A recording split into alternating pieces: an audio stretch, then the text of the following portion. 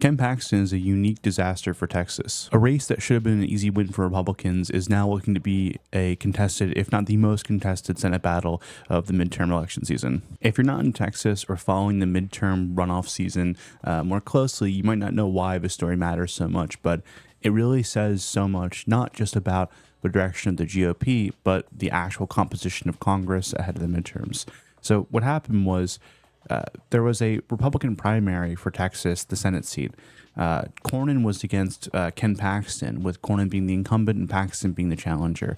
Cornyn has been a relatively popular senator in Texas. He is very MAGA aligned, but he won't fully ride the party line at every single moment, especially if it's not practical, just because there's considerations for a state like Texas.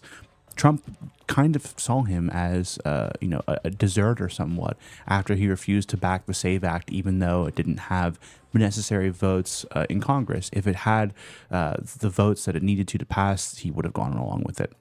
So instead, he has now endorsed this guy, Paxton, ahead of the runoff, and Paxton was able to win. And he will be the Republican challenger against the Democratic primary winner, which is Tallarico. This is problematic for the Republicans because Cornyn was almost surely going to be the winner. Tallarico was going to make a best sort of case run, but it was an uphill battle, and the prediction market shown as much. He was not ahead of anything.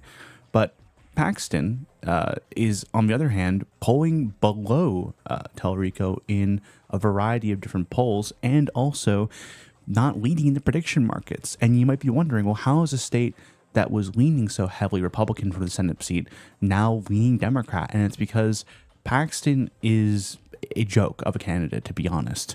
Paxton was impeached by his own party for pretty insane corruption related to fraud and bribery.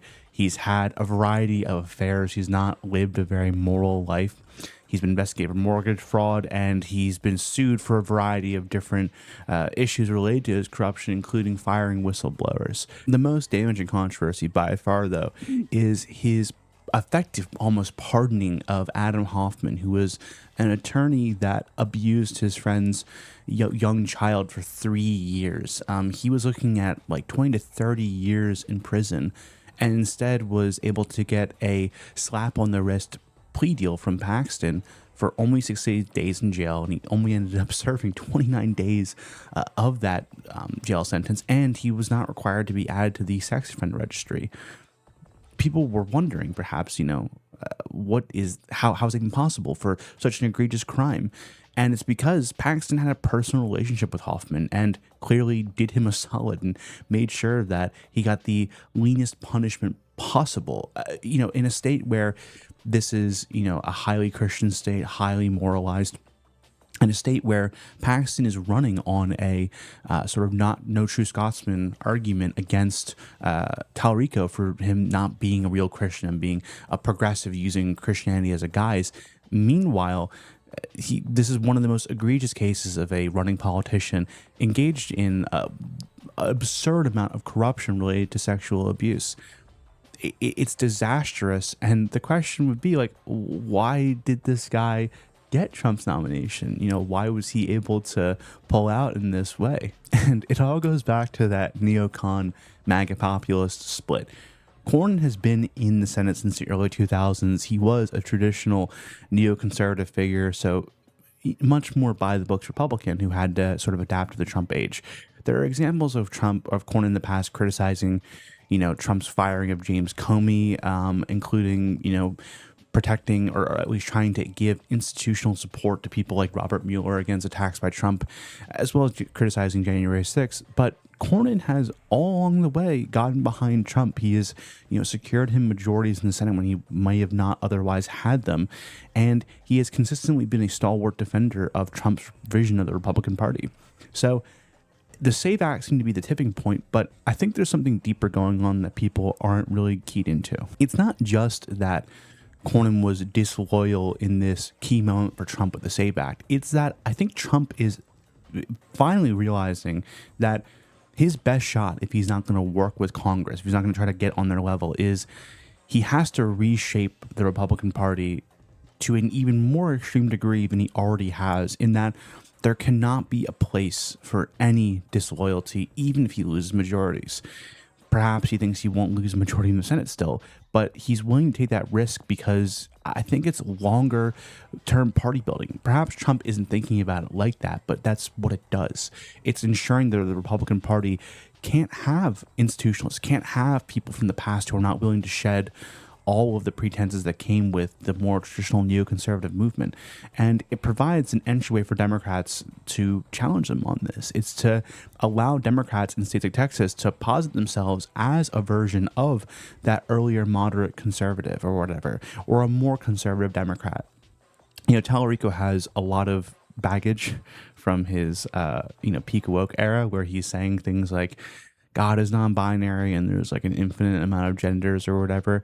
But realistically, Tallarico has a real opportunity here to be the moralistic candidate, to be the person who can wave his reputation, to be the person that can point to the Republican Party and say, if this is a party that has abandoned all pretenses about being moral or being concerned with how people act and how, standards are set across the party at a national level, this is an opportunity. Now, I think there's also a real chance that Democrats squander this per usual, try to run a platform that is too to the left of their constituents, and then have to compromise consistently to adhere to some national level policy that conforms more to DC or the wealthiest blue districts in the Northeast. But this is what Texas can be. People forget, but the Texas populist distinction used to be one of Democrats. It used to be that the populist language was an artifact of the democratic establishment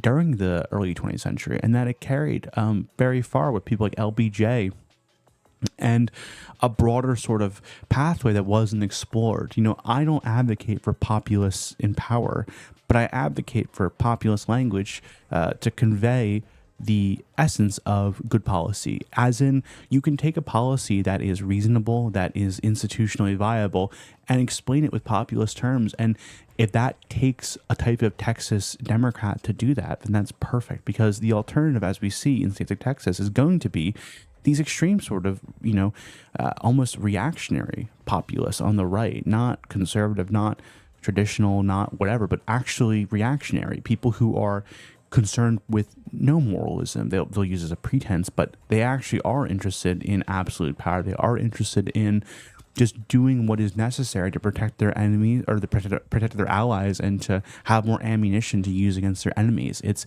unprincipled and un-American, but it's a winning strategy. Clearly, at least it'll get you to the primary. So, this is a real juncture moment for not only the Republicans, but Democrats, where if Democrats demonstrate that they can't win a state like this, then it puts a real wrinkle into the perspective of a 50-state strategy. If the Democrats are not able to take what should be otherwise easy wins because of the depravity of the Republican candidate, then I don't know what there is really to even do at a national scale.